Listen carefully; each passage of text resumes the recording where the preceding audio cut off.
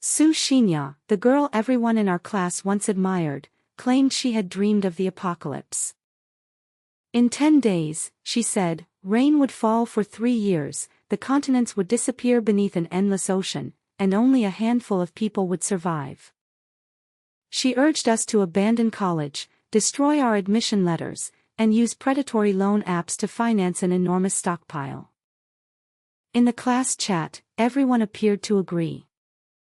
When a typhoon arrived the day before her predicted date, she went further and urged us to loot the downtown mall, insisting that ordinary law no longer mattered.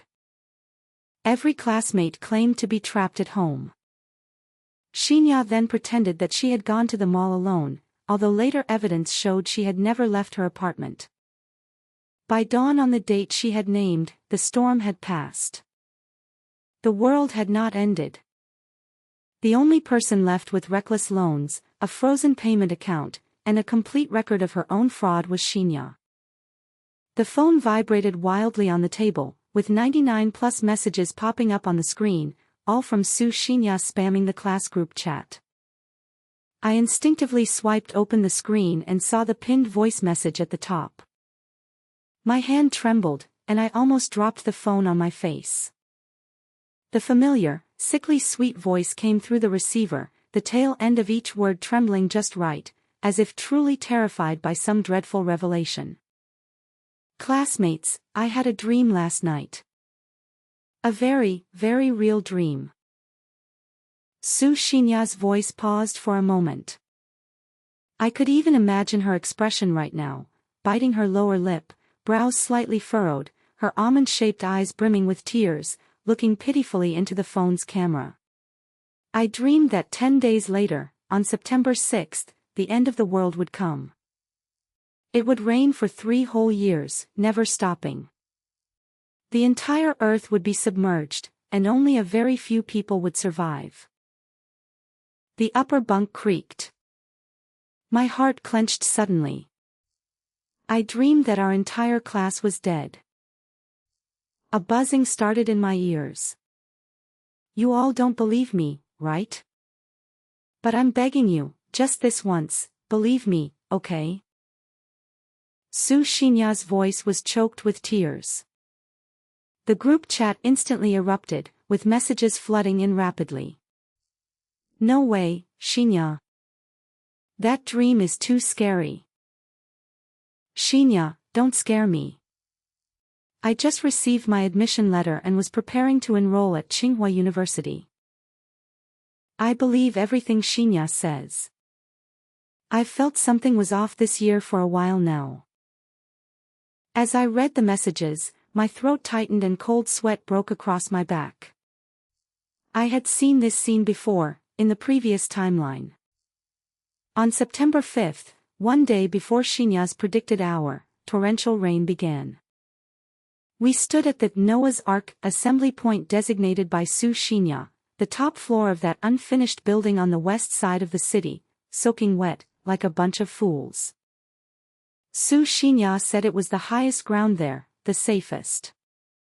The worst of the typhoon lasted 3 days and nights. The rain weakened after that, but floodwater trapped us on the roof for the rest of the week. We hugged each other and cried, frantically calling our families, but the signal cut out. The water rose to the 3rd floor, and we were so hungry on the top floor that we gnawed on the wall plaster. On the 7th day, the clouds finally broke. The sun returned. News reports called it the strongest typhoon in decades. Its most destructive rainfall had lasted 3 days, while the flooding lingered much longer. The disaster had been real, but it had never been the 3-year apocalypse Xinya promised. Our lasting disaster was the debt Xinya had persuaded us to incur. She said we needed enormous quantities of supplies to survive, and because we had no money, she taught us how to exploit predatory loan apps. Dozens of platforms, borrowing new to repay old, an endless cycle. She even demonstrated the applications, teaching us how to falsify income fields and evade basic risk checks. We believed her completely. There were 44 students in the class. By the time the typhoon passed, most of us owed at least 200,000 or 300,000 yuan, and several owed twice that amount. Then she took us to the downtown mall for a looting spree. She said the apocalypse had come, the old order had collapsed, and these were survival supplies. It didn't count as stealing. Under surveillance cameras, terrified students forced their way into 3 supermarkets. A security guard was badly injured in the crush, turning what some had called survival shopping into an aggravated robbery case. Afterward came the detention center, the trial, and prison. Su Xinya cried the hardest. She said she was also a victim, that she too had been deceived by that dream, that she hadn't done anything, she had only had a dream.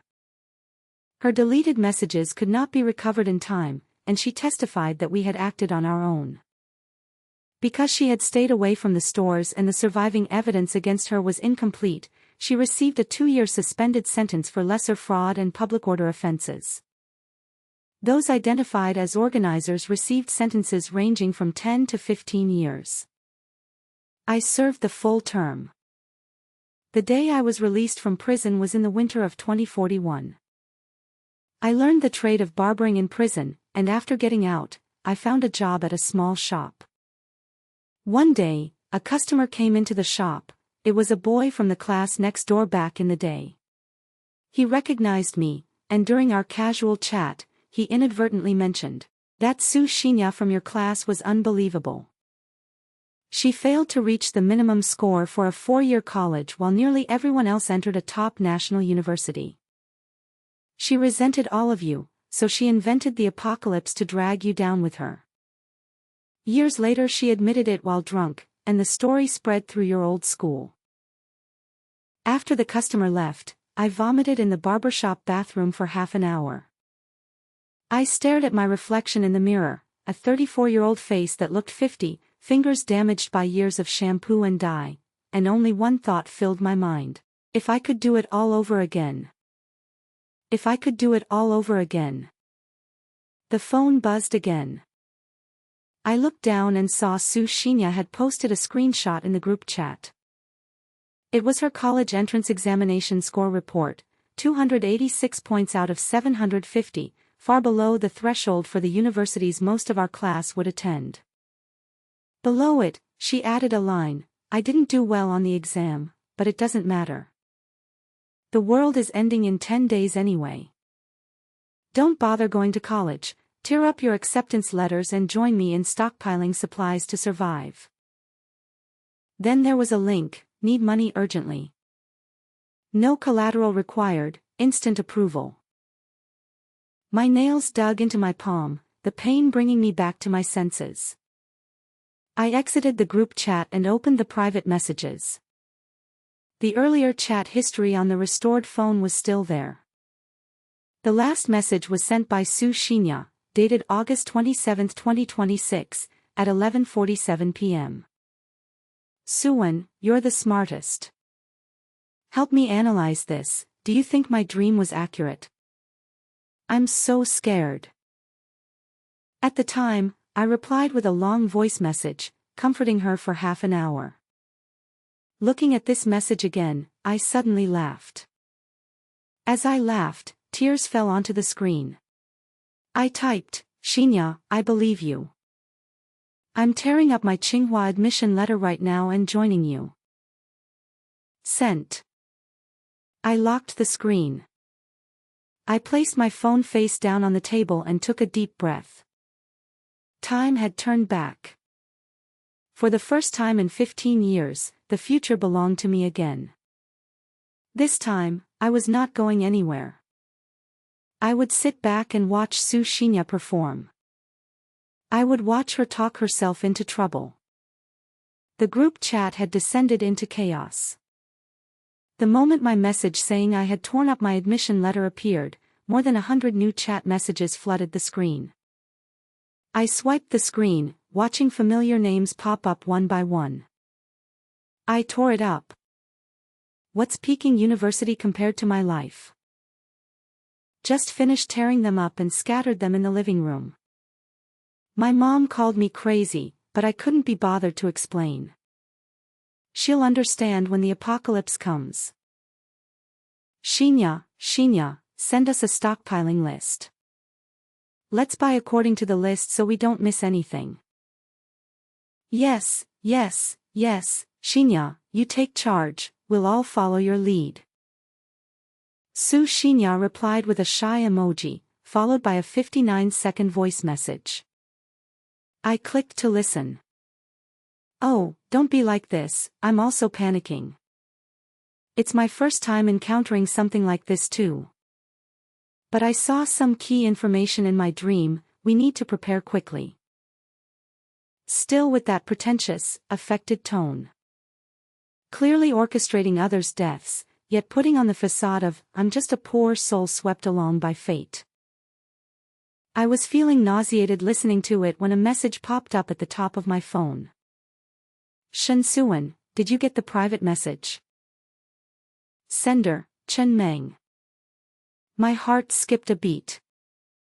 Chen Meng was the physics class representative in our class back then, scoring 689 in the college entrance exam and going to the University of Science and Technology of China. In his previous life, he was the first to respond to Su Xinya's call, leading the charge into the supermarket to move goods, and was sentenced to 18 years. When I was released from prison, I heard he hadn't been released yet. I opened the private message. Chen Meng, I just privately messaged 5 people, and they all said the same thing. Suan, did you also? Come back. I stared at this line of text for 5 seconds. Then I replied with one word, yes. Chen Meng replied instantly, damn. After a 2-second pause, another message followed, wait a sec, I'm creating a group chat. My phone buzzed. I tapped into the new group, named The Silent Majority, No Su Shinya Allowed. There were already 6 people in the group. Chen Meng, me, Lin Ziyuan, Su Wantong, Zhou Muji, Jiang Ji. We were the 6 who had received the heaviest sentences in our previous lives. Over the next hour, we compared details no stranger could have guessed, the color of the detention center blankets, the injured guard's name, the judge's final warning, and the exact dates of our releases. Only the 6 of us remembered the lost timeline. The other 37 classmates were still ordinary 19-year-olds being frightened and manipulated in real time. Before discussing revenge, we agreed on one rule: we would not sacrifice them to build a case. We would preserve Xinya's own words, warn the others and their families before any irreversible loan or theft, and take the evidence to the authorities. Chen Meng got straight to the point, stop pretending, we've all been reborn, right? A unanimous "Ahm" rose from the group. Lin Ziyuan posted a screenshot of his recent message in the class group chat, I'm checking my loan limit right now. Maybe 200,000 would be enough to feel safe. Below it, Chen Meng had replied, my app says I could qualify for 300,000. Su Wantong wrote, I told her my limit was 250,000. I did not submit the application. Jiang Ji, I just screenshotted all the chat records in the group. They'll serve as evidence later. Zhou Muji sent a smiling emoji. Everyone, I have a proposal. We let her keep talking, but we record everything and stop the others before they lose money or commit a crime. She loves performing for an audience. This time the audience will know what kind of show it is. I typed, well said. She hated it most when I got into Tsinghua, and I'll definitely be going there to enroll. But before I go, I need to make her watch with her own eyes. Everything she thought she could destroy, not a single piece is broken. For 2 seconds, no one in the private group answered.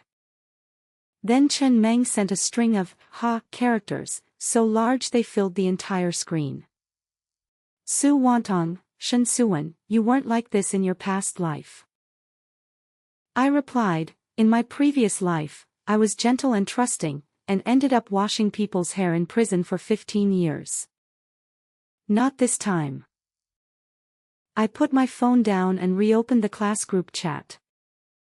Su Shinya had already sent a stockpiling list. It was an extensive list, covering everything from compressed biscuits and water purification tablets to inflatable rescue boats. At the bottom, she had added a note: all supplies will be purchased collectively. Everyone transfer the money to me, and I'll negotiate wholesale prices. She attached a payment QR code. I zoomed in on the screenshot and glanced at the total estimated price at the bottom of the list. 32,000 yuan per person. There were 44 students in the class. Excluding Shinya, the bill for 43 supposed buyers came to 1,376,000 yuan. Su Shinya had even skimmed class funds throughout our 3 years of high school. None of us knew how much she had pocketed in the previous timeline. In the end, each person received 2 boxes of expired compressed biscuits and 1 bottle of chlorine disinfectant. I replied in the group chat, "Shinya, you've worked hard. I'll transfer the money right away." Then I opened her payment QR code and transferred 0.01. Note: deposit. The rest will be paid once the supplies arrive. Su Shinya instantly replied with a hugging emoji, "Suen is the best. Love you."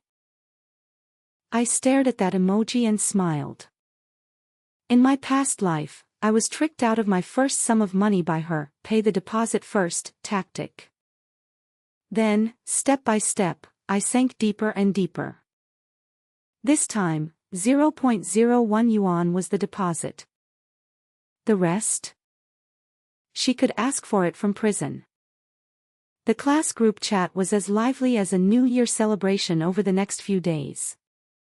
Su Shinya sent 3 to 5 long voice messages every day, vividly describing the apocalyptic details from her dreams.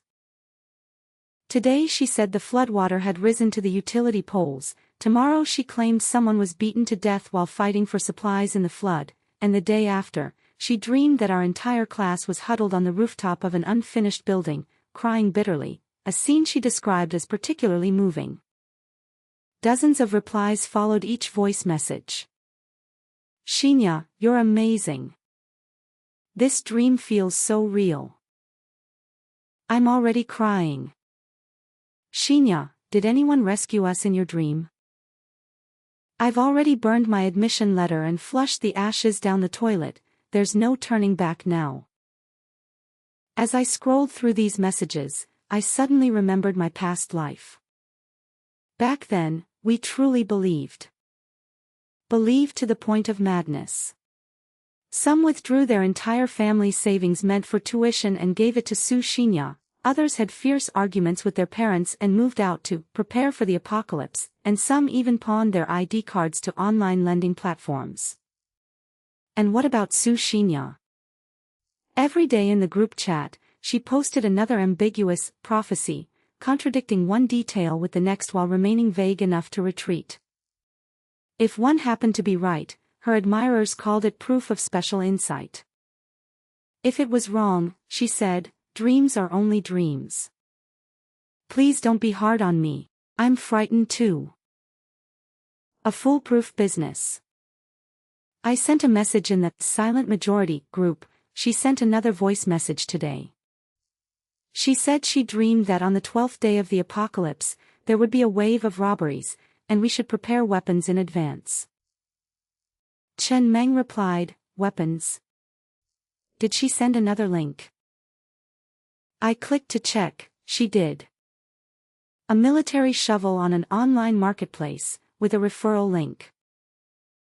Su Wantong sent a vomiting emoji. Jiangji, she's treating us like fools. She gets a 15% commission from each rebate link. Zhou Muji, let her post them. Save the links and their disclosed commission rates, but do not click or buy anything. We need evidence, not another financial mess. Lin Ziyuan, brilliant, absolutely brilliant. I closed the group chat and sent Su Xinya a private message. Xinya, I can't open the link for that entrenching tool. Could you send it to me again? Su Xinya replied instantly, along with a voice message. I clicked to open it. Suan, you're so silly. Just copy it and open it in a browser. But don't buy it yet. Wait until I've negotiated a group price, and then we can all order together. It'll save so much money. She finished with the sound of a theatrical kiss. Her voice was cloyingly sweet.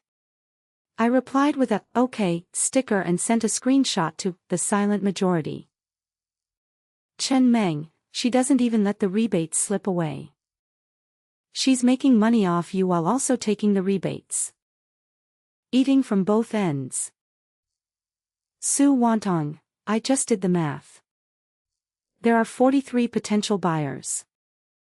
Even if each paid only 10,000 yuan, she could collect more than 400,000.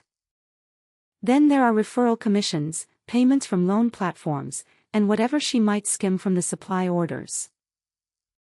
Jiang Ji chimed in her past life, she raked in at least 2 million. The implication left the private chat quiet.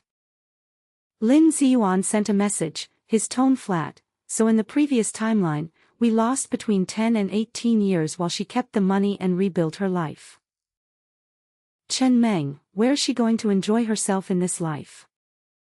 A day trip to the detention center, does that count as enjoyment? I stared at the screen, suddenly remembering something. Everyone, what day is August 31st again? Su Wantong, the last day before school starts. Chen Meng, no, it's Su Xinya's birthday. I laughed, right. Her birthday. In our past life, we pooled our money to buy her a bag worth over 30,000. In this life, Zhou Muji chimed in, shouldn't we give her a grand gift?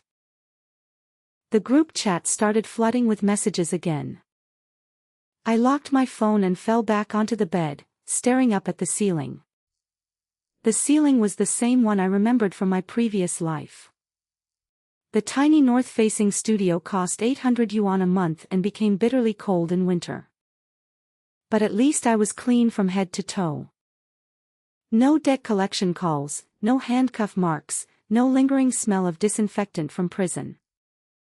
7 days left. 7 days from now will be September 6th. In her past life, on that day, Su Xinya stood on the top floor of an unfinished building, facing over 40 drenched classmates, and declared, "Don't be afraid. I'm the chosen one. I'll protect you all." Then she was the first to hide inside the tent.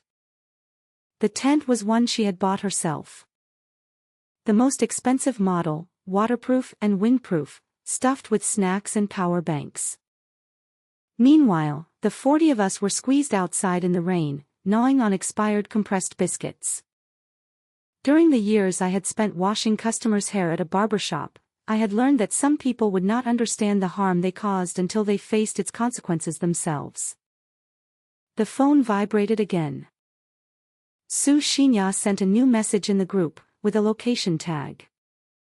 Classmates. I've found the perfect shelter. That unfinished building in the west of the city, I've checked it out in person. The rooftop is flat, perfect for setting up tents. Plus, it's on high ground, so flooding won't reach us. Below it was a grid of 9 photos. She stood on the rooftop of the unfinished building, flashing a peace sign and grinning like a fox that had raided a henhouse. In the background, exposed steel bars and scattered concrete blocks litter the ground. I zoomed in on one of the photos and saw a spray-painted warning in the corner, scheduled for demolition. I saved the image and posted it in the silent majority. Everyone, the place she chose is a dangerous building that's about to be demolished. Chen Meng replied instantly, that rain in our past life. That rain wouldn't need 3 years, just 3 more days of soaking that building, and it would have collapsed on its own. The group chat fell silent. Then Su Wantong sent a message. I could practically feel her trembling through the screen. So in our past life, we didn't starve to death. We almost got crushed by a building. Jiangji, fuck. Zhou Muji, does she know that was a condemned building? I zoomed in on the photo, pointing at another line of small text in the corner. The line of text was blurry in the photo, but after zooming in, it was barely legible. Danger here, strictly no approaching. The signature was from the Municipal Housing and Urban Rural Development Bureau, dated July 2026. Su Xinya stood in front of that line of text, smiling like a blooming flower. She replied to a message in the silent majority with just 4 words. She knew. That photograph changed our strategy. We assembled a short evidence packet containing the demolition notice, the inflated procurement quote, her referral links, and the messages urging students to falsify loan applications. We sent it privately to every classmate and, where possible, to a parent or guardian. We did not ask anyone to trust a supernatural story about our previous lives. We asked them to verify ordinary facts, call the Housing Bureau, compare the wholesale prices, contact the listed suppliers, and read the loan contracts before signing. By August 30th, most of the class understood that Xinya was lying. Several had already transferred deposits, so they agreed to keep the public chat calm while preserving receipts and requesting written explanations. 3 students who had begun loan applications cancelled them before disbursement. 2 families contacted the police consultation desk and were advised to retain the complete chat history. From that point onward, the enthusiastic replies in the class chat were no longer blind devotion. They were a way to stop Xinya from deleting the group or scattering the evidence before the victims could report together. Over the following days, Su Xinya posted with frantic energy, bombarding the group chat from morning to night. She even created a countdown poster, posting one promptly at midnight each day with blood-red bold letters declaring, X days until the apocalypse arrives, paired with random flood disaster images found online, and photoshopped her own name at the bottom, Prophet, Su Xinya. Chen Meng vented in the silent majority, she's trying to become an internet celebrity. Su Wantong posted a screenshot of Su Xinya's latest update on her social media feed. A grid of 9 photos came from an apocalypse prep vlog shot in the same unfinished building. In each one, she wore identical military green cargo pants and posed with the tactical shovel from her marketplace referral link strapped to her waist. The caption read, "For everyone, I'm not afraid." Jiangji, those pants are 99 yuan with free shipping on an online marketplace, and she didn't even remove the tag. Lin Ziyuan, did you buy the shovel? Jiangji, no. The one she used for photos was a sample, returned right after shooting. The group chat erupted with, ha ha ha. As I scrolled through Su Xinya's social media posts, a detail suddenly caught my attention. Every photo had a different location tag: unfinished buildings, the West City Reservoir, suburban air raid shelters, even an abandoned mine in a neighboring city. Every time she claimed to move to a new location, she posted a new set of videos with the same caption, surveying shelters. No matter how tiring it is, everything is worth it for you. Yet a close look showed that her shoes were always spotless, without a speck of mud. Everyone. I sent a message. She's faking her step count. Chen Meng, huh? She keeps changing her location to make her parents and classmates think she's really busy. But she hasn't actually gone anywhere, all the photos were taken at that unfinished building. The same broken billboard in the background appears 7 or 8 times. Su Wantong directly sent a comparison image. She cropped the billboard from 6 of Shinya's social media photos and placed the images side by side. Every billboard carried the same real estate slogan, the same torn corner, and even the same rain stain. Zhou Muji, Su Wantong, with eyesight like yours, how come you didn't notice in your past life? Su Wantong replied with a sweating emoji, in my past life, I saw her as my savior. If she'd told me the moon was square, I'd have believed her. I exited the group chat and opened Su Xinya's private message window. The last payment record was the 0.01 yuan I had sent 2 days earlier. She had already urged me twice to pay the remaining balance, and both times I had claimed that my family was still gathering the money. Now she was trying again. Suwen, the group purchase closes tomorrow, and you're the only one who hasn't paid. When can you send the remaining 31,999.99 yuan? I negotiated an incredible price for everyone. These water purification tablets cost half the usual amount. But the manufacturer insists on full payment before shipping, and I've already advanced so much of my own money. I stared at the words, advanced a lot of money, remembering that in my past life, she had said the same thing. Then, over 40 of us gratefully transferred the money, only to end up receiving 2 boxes of expired compressed biscuits that were 6 months past their date and half a box of some unknown off-brand mineral water. This time, I replied with a voice message, deliberately making my voice sound hoarse and exhausted. Shinya. My family is still trying to gather the money. My mom said she might sell the old fridge. I can't bear to. But for the sake of the apocalypse, I have no choice. Can you give me 2 more days, please? After sending it, I rolled my eyes at my phone. Selling the fridge. In my previous life, I had actually sold the fridge for 500 yuan and transferred the money straight into Su Xinya's account. Later, when my mom asked where the fridge had gone, I told her the apocalypse came and washed it away. This time, the fridge is still sitting nicely in our kitchen, freezing the 3 delicacy dumplings my mom made. Su Xinya indeed replied instantly with a voice message, full of emotion. Suwen, don't be sad. I'll cover your first 10,000 yuan installment. You can pay me back when you have the money. We're good friends. I can't let you get left behind, can I? I almost dropped my phone. Where would she find another 10,000 yuan? Only hours earlier, she had claimed that every cent of her own money was already tied up in supplies. That was exactly how she had operated in the previous timeline. I'll cover it for you first, followed by, money doesn't matter when lives are at stake. Once the storm passed, she had used the transfer records to demand repayment with fees she had never disclosed. I replied with an overly grateful sticker and switched back to the silent majority. Latest update, she says she'll cover my 10,000 yuan initial payment. Chen Meng, where did she get the money? Su Wantong, yesterday she sent me a screenshot bragging that 7 consumer loan apps had approved a combined 80,000.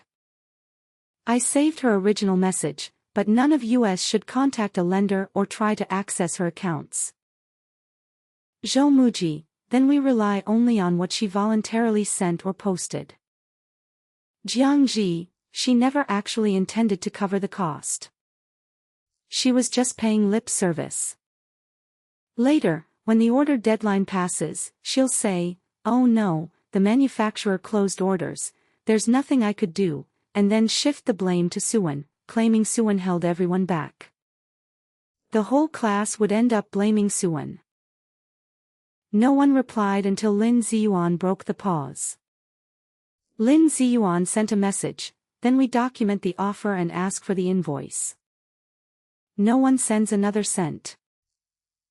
Su Wantong, and the classmates who already paid. We ask them to preserve their receipts and tell their parents or guardians now, Lin replied. If Xinya delivers exactly what she promised, the records will show it. If she keeps the money or substitutes cheaper goods, the same records will show that too. We do not manufacture a dispute or make a false refund claim. Chen Meng agreed. Evidence only works if our own conduct can withstand scrutiny. As I read this message, I suddenly remembered that in my past life, Lin Ziyuan was the first in our class to end up in prison. His physics-trained brain was so sharp that when he rushed into the supermarket, he calculated the optimal route for moving goods and cleared 3 shelves in 10 minutes. The surveillance footage captured everything clearly, and the judge said he was organized and premeditated, adding 3 years to his sentence. In this life, he used that same precision to stop us from crossing another legal line. Agreed, I typed. I'll ask her to put every term in writing and send an itemized invoice. If she transfers money without one, I'll return it through the same channel. Chen Meng replied, Shen Suwen, if we'd been this careful in our past life, we wouldn't have had to. In my previous life, I spent 15 years watching legal education programs whenever the prison library made them available, I replied. If nothing else, I learned why an evidence chain has to be complete. The group chat fell silent again for a while. Then Zhou Muji sent a message. Let's divide the tasks. I'll keep her talking in the class chat without encouraging anyone to pay. Chen Meng, preserve the messages and public links she sends us. Su Wantong, archive screenshots and warn the remaining families. Jiang Ji, contact only the manufacturers Xinya publicly named and ask whether the displayed order numbers are genuine. Lin Ziyuan, maintain the ledger using receipts the victims submit voluntarily. What about you? Chen Meng asked. Zhou Muji replied with a smiley face. I'll make sure our warnings reach all 37 classmates who don't remember the previous timeline. I closed the group chat and opened Su Xinya's conversation window. Xinya, before you cover anything, please send me the itemized invoice, the supplier's name, the repayment date, and confirmation that there are no extra fees. I don't want either of us to misunderstand a 10,000 yuan loan. After sending the message, I poured myself a glass of water and leaned back in my chair to wait. Less than 30 seconds after the message was sent, Su Xinya's voice message arrived. Her voice was still as sweet as ever, but a hint of barely suppressed irritation lingered in the trailing notes. Why make it so formal? We're practically sisters. I said I'd help, so I'll help. You can repay me before the end of the month. I answered in text so the terms could not shift later. Please send the documents first. Until then, do not transfer anything. 3 minutes later, a mobile payment notification sounded. 10,000 yuan. I captured the transfer receipt and posted it in the silent majority. She transferred it after I explicitly told her not to. Evidence saved. I'm returning it now. Chen Meng replied with 6 periods. Su Wantong replied, she ignored a written refusal because she wanted a repayment record she could use later. I returned the full amount through the same payment channel with the note, declined, invoice and written terms not provided. Then I saved both receipts to the evidence folder. In the class group, I wrote, Xinya offered to cover my first payment, but I returned it because she has not provided an invoice or loan terms. Please do not send additional money until everyone receives an itemized contract. Several classmates replied that they had already told their families and would make no further transfers. Others uploaded the receipts for deposits they had sent before our warning reached them. I scrolled up and saw the payment summary that Su Xinya had posted an hour ago. Currently received deposits, 397,400 yuan in total. We're just 32,600 short of the 430,000 yuan first payment target. Keep it up, everyone. And now, she pinned the latest update. All funds have been raised. Supplies have been ordered. Everyone, rest assured and wait for the goods. The apocalypse is here, but we won't panic. The accompanying image was a screenshot of an online marketplace order. I clicked to enlarge it. Total order amount, 138,000. Shipping address, Su Xinya's home. The remarks section stated, please use direct courier delivery. Do not leave the order at a pickup station. Goods worth 138,000 yuan, despite the 397,400 yuan she acknowledged receiving. I asked in the silent majority group, how much did she say the total cost of supplies was earlier in the group? Su Wantong replied instantly, she called 430,000 the first installment, 10,000 for each of the 43 buyers. The full quotation was still 32,000 per person. Chen Meng sent a screenshot of a calculator, 430,000 minus 138,000 equals 292,000. Jiang Ji added, against the 397,400 yuan in verified deposits, that leaves 259,400 unaccounted for before we even consider referral commissions. Lin Ziyuan, not just that. She's also getting referral kickbacks from the online lending platforms, at least another 20,000. Plus the commissions from those affiliate links. Zhou Muji sent a voice message. I tapped to play it. He chuckled on the other end, soft, but icy. The larger the discrepancy becomes, the harder it will be for her to call it a misunderstanding. Everything she posts is strengthening the victim's evidence file. I stared at the string of numbers on the screen and suddenly remembered a news story I'd seen in prison during my past life. After Su Xinya was released from prison, she started an influencer company doing live stream sales, peddling nothing but unregulated knockoff products.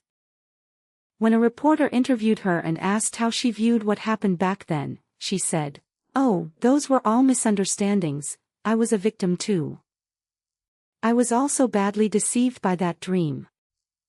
I'm truly saddened by what happened to those classmates later, but it had nothing to do with me." The reporter asked her if she had ever apologized to her classmates from back then. She said, "What's the use of apologizing? Their admission letters won't come back." I turned off the news page. That time in the barbershop's duty room, I threw my phone against the wall. But now I look down at clean fingers with no dye stains, chemical cracks, or bruises from handcuffs. I pressed the phone screen to turn it off and stared at the slender crack on the ceiling. Su Xinya. You love to act. Keep up the good acting. But I promise, this time, every single person in the audience, everyone knows what kind of show you're putting on. Early the next morning, the class group chat exploded. Su Xinya sent a long voice message, and the moment it was opened, her tearful voice could be heard. Classmates. I had another dream last night. This time, I saw the details. She sobbed and said that in her dream, on the third day of the apocalypse, the reservoir dam collapsed, and floodwaters surged back. As we retreated from the top floor of the unfinished building, someone was swept away. I couldn't see that person's face clearly. But I remember the shoes she was wearing. A pair of white canvas sneakers. The group chat fell silent for 2 seconds, then exploded. Wait, who's wearing white canvas sneakers? It's me. I'll change today. Xinya, is the person in your dream long-haired? I'm wearing white canvas shoes too. Damn. I don't want to be washed away. Su Xinya sent another voice message, her voice carrying the innocent tone of someone on the verge of tears. I don't know who it is either. But I think it's so scary. Why don't you all change your shoes? The outdoor boots I recommended before, waterproof and non-slip, I shared the link in the group. Su Wantong posted a string of ellipses in the silent majority. She even earns rebates on shoes. Chen Meng sent back a screenshot of a link. The outdoor boots recommended by Su Xinya were priced at 399 yuan on an online marketplace, with a 20% rebate commission. Moreover, the comments section for those boots was full of negative reviews. The glue came apart after 3 days, not waterproof, leaks when it rains, the sole is too slippery, I slipped and fell. Lin Ziyuan, is she hoping someone falls to their death? Zhou Muji, if they die, no one will come to her for a refund. Think about it, when the apocalypse arrives, a few deaths are perfectly normal, she won't even need to make up excuses. I enlarged the voice message Su Xinya sent and used software to convert it to text. At the end, she added in a whisper. The person who was washed away was wearing white canvas shoes and carrying a red backpack. Suan, you seem to have a red backpack, don't you? I switched back to the private messages and saw that Su Xinya had indeed sent a new message. Suan baby, you'd better not carry that red backpack anymore. I saw it in my dream. It was so scary. How about you switch to another one? I happened to buy a hiking backpack before and have an extra one. I'll give it to you. With a link attached. It was from an online marketplace. Rebate link. I stared at the screen, so angry that I laughed out loud. In my previous life, she did the same thing. First, she made up a lie about someone dying in a dream to scare people half to death, then, coincidentally, had a solution, coincidentally, bought an extra copy to resell to you. She bought it at the original price, but in reality, she made money from both ends through a rebate link. Back then, she tricked me with a lie about dreaming of white canvas shoes, making me spend 1,800 yuan on a pair of worthless boots that weren't even waterproof. This time, I replied to her, Xinya, you're so kind. But wouldn't that bag clash with my clothes? I usually wear light colors. Su Xinya instantly replied with a voice message, oh, come on. Who cares about matching clothes when the apocalypse is coming? Survival is what matters. But if you really want to look good, I also have a pink version here. I clicked on the link she sent to take a look. A pink assault pack, priced at 2,300 yuan, with a 25% cashback. The first comment in the section read, even the bag my mom uses for grocery shopping is sturdier than this. In the silent majority, Su Wantong posted a paragraph. She simultaneously sent private messages to 5 people saying, the one who dies in the dream is you, with each person receiving a different recommended item. I got a down sleeping bag, Jiang Ji received a waterproof flashlight, and Chen Meng got a first aid kit. Zhou Muji, each item came with a referral link, right? Su Wantong, yes. And she told everyone it was an extra one I happened to have, so I'm giving it to you. Chen Meng, with this tactic, she's earning 5 referral commissions at once. Lin Ziyuan, one more thing. Were those items she gave to you really gifts? Or did she ask you to transfer money first, saying she'd give you the supplies after the apocalypse? Jiang Ji, she asked me to transfer the money first. Said the supplies would be stored collectively and distributed when the apocalypse came. The pattern was clear enough that no one responded immediately. Su Wantong, I have a reasonable suspicion that she never actually ordered those things. The links were shared, and she could fool everyone with just one order number. I replied with a message, so I asked her to give me the bag first. I said I'd owe her the money and pay after seeing the item. She agreed and said she'd deliver it to me the day after tomorrow. Chen Meng, the day after tomorrow. The evening of the day after tomorrow. She arranged to meet me in person to hand over the bag and also check on my preparation status. Zhou Muji sent a smiley face. That works out perfectly then. The evening of the day after tomorrow, we'll all go. I raised an eyebrow. What do you mean?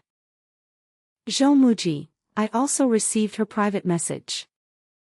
She invited me to meet at the same time and place, saying she wanted to give me an extra first aid kit. What about you, Su Wantong? Su Wantong. She invited me too. Jiangji, me too. Lin Ziyuan, +1. Chen Meng, +1. The group chat instantly flooded with a row of +1. I stared at the screen and slowly smiled. She scheduled meetings with over 10 people on the same day at the same time, telling each one, I only invited you. This happened in my past life too. She arranged private chats with 7 or 8 classmates simultaneously, only for them to run into each other. She then pretended, oh wow, what a coincidence you're all here. This is her usual tactic, creating a false sense of intimacy to make everyone believe they're the one she trusts the most. But she forgot that in this life, we share information.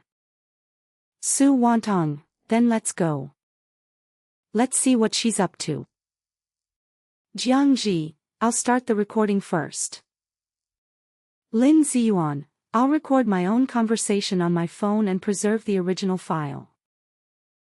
Chen Meng, I will document only what she voluntarily shows or what is plainly visible in the public setting. No one touches her device or account. As I watched everyone's messages scroll up one by one, a sudden, indescribable feeling welled up inside me. In my past life, on the rooftop of an unfinished building, shivering in the heavy rain, over 40 of us stood in a circle, gripping each other's soaked sleeves, saying, we are a team. Back then, we truly were a team. The difference was that our original leader had never intended to protect us. Now we had gathered again, this time without allowing her to lead us. See you the night after tomorrow. I sent a final message. Everyone, act your parts well. The place Su Xinya chose was a milk tea shop in the city center. She had sent the location in the group chat beforehand and specifically instructed, it's just the two of us, let's have a good heart-to-heart chat, don't tell anyone else. When I arrived, there were already 5 or 6 people sitting in the milk tea shop. Chen Meng was seated by the window, a glass of lemon water in front of him, scrolling through his phone with his head down. Noticing me enter, he slightly raised his eyelids, the corner of his mouth moving almost imperceptibly. Su Wantong was in the booth at the very back, sitting across from Jiangji. Each had a cup of milk tea on the table, but neither had unwrapped their straws. Lin Ziyuan stood at the counter placing his order, his back to the door, but the cup of coffee in his hand remained untouched. Zhou Muji had not yet arrived. I chose the seat Su Xinya had saved in advance and sat down. The seat faced the door directly, with its back against the wall, offering the best view. Su Xinya arrived 20 minutes later than I did. She was wearing a beige trench coat, carrying that 2,300 yuan pink backpack, her hair meticulously styled with just the right amount of curl. She paused at the door, adjusting her bangs in the glass reflection. Then she saw me, and her face instantly bloomed like a flower. Suwen. You're here so early. She trotted over, pulled out the chair, and sat across from me. The first thing she did was push the pink backpack toward me on the table. Here, the bag I promised you. It's still unopened. I glanced down at the bag. The plastic wrapping was still intact, and the tags were all attached. Printed on it was the original price, 2,399. Xinya, you're really too kind. I reached out to take it, deliberately slowing my movements by half a beat. How much was it again? Can I pay you next week? Su Xinya waved her hand. No rush, no rush. You can use it first. By the way, Suan, how are the supplies at your place? I'm really worried about you. Her voice lowered as she leaned in, her expression suddenly turning serious. I had a dream again last night. I dreamed about the location of your house. The water level was rising very fast, and your building seemed precarious. I think you'd better move out. I found a safer place, and you can live with me when the time comes. I looked into her sincere eyes and remembered that in my past life, she had said the exact same words with the same tone. Then I moved into the homestay she rented, stayed for 10 days, and paid 5,000 yuan in rent. The owner of that homestay later sued her, claiming she had illegally sublet the property. Of course, that was after the end of the world. I was about to speak when I caught a glimpse of another person entering through the doorway. Zhou Muji. He was wearing a dark gray hoodie with the hood up. After entering, he walked straight to the bar to order, never once glancing in our direction. But I noticed that after placing his order, he stood at the counter for an extra 5 seconds, his fingers swiftly swiping across his phone screen. The next second, a message popped up in the silent majority group chat. Zhou Muji, she has been here for 40 minutes. She waited at a corner table with an empty cup, then moved to your reserved table and ordered a fresh drink after you arrived. She wants you to believe she came late rather than admit she was watching the room. I glanced at the freshly served cheeseberry tea in front of Su Xinya across from me. The cup was brand new, and the straw had only just been inserted. She arrived 40 minutes early, but waited for me to arrive before placing the order. Why? Because I had mentioned in the class group chat that I did not like waiting for others.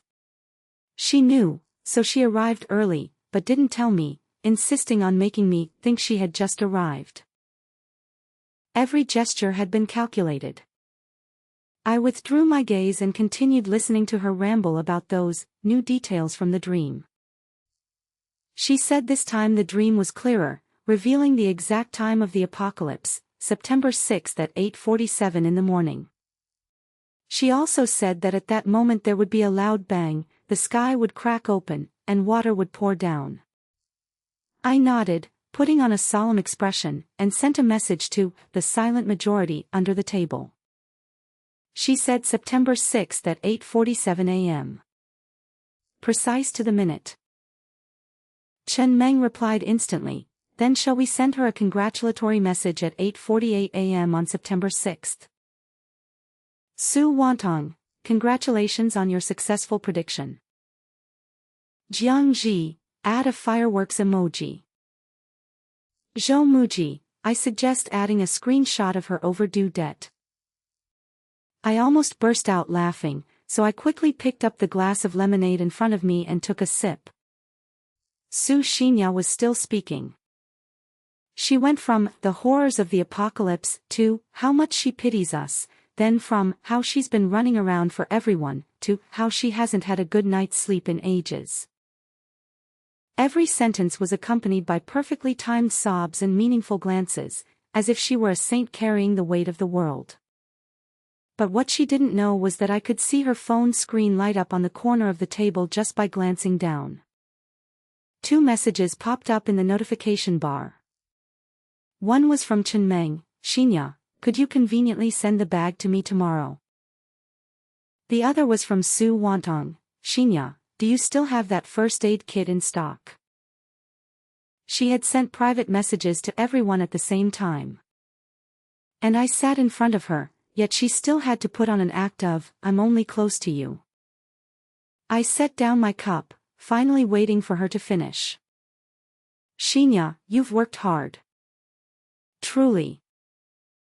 I reached out and held her hand across the table. My palm was warm. Hers was sweaty. But, I paused, looking into her innocent eyes. On September 6th, are you absolutely sure it was 8:47 in the morning? Su Xinya froze for a moment, then nodded quickly, absolutely. Completely certain. The scenes in the dream were incredibly vivid. Then where will you be when the time comes? I'll be waiting for everyone at our shelter. Her eyes curved into crescents, her voice as gentle as if coaxing a child. Suwon, you must come find me then, I promise to protect you. I let go of her hand and smiled. Okay. The early September sunlight streamed through the window, falling on her delicate face. Her smile was as beautiful as a flower. But I knew that on August 31st, the payment on her Buy Now Pay Later account would be overdue. On September 1st, the first installment of her online loan would be due. She used our deposit to pay off her own debts, then took out new loans to fill the old holes. She thought she was playing a flawless financial game.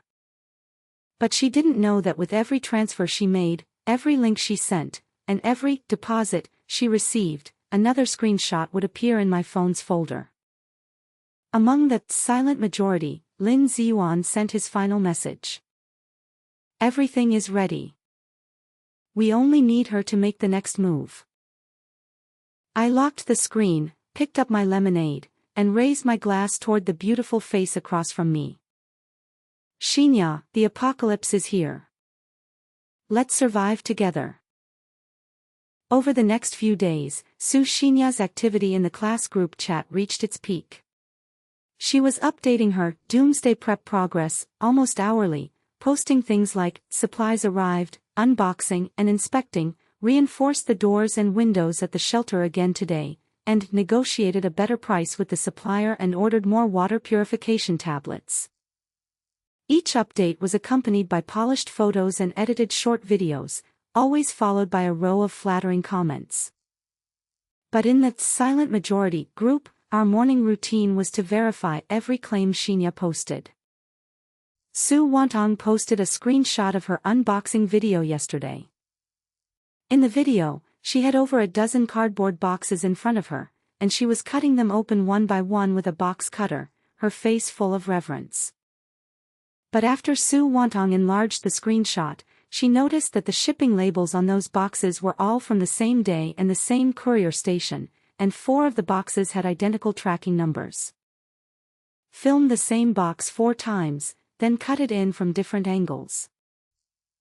Su Wantong commented in the group chat. The editing skills are pretty good, but they don't seem to understand express logistics.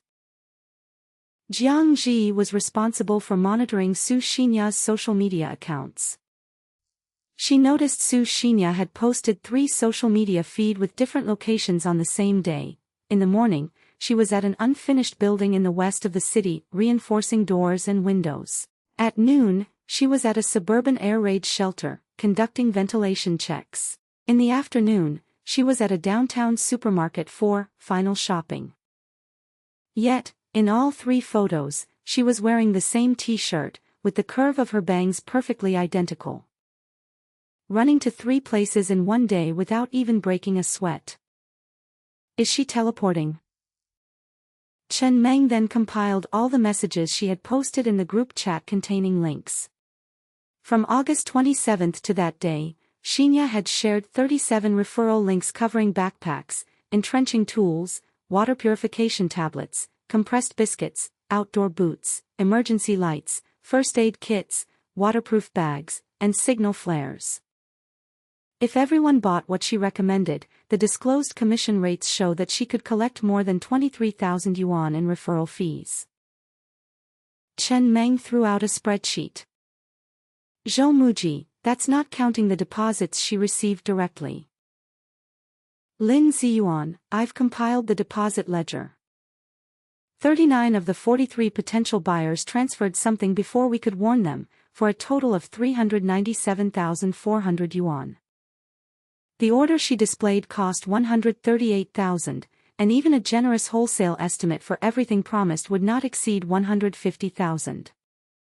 Su Wantong, then roughly 250,000 yuan of the verified deposits remains unexplained, even before the referral income.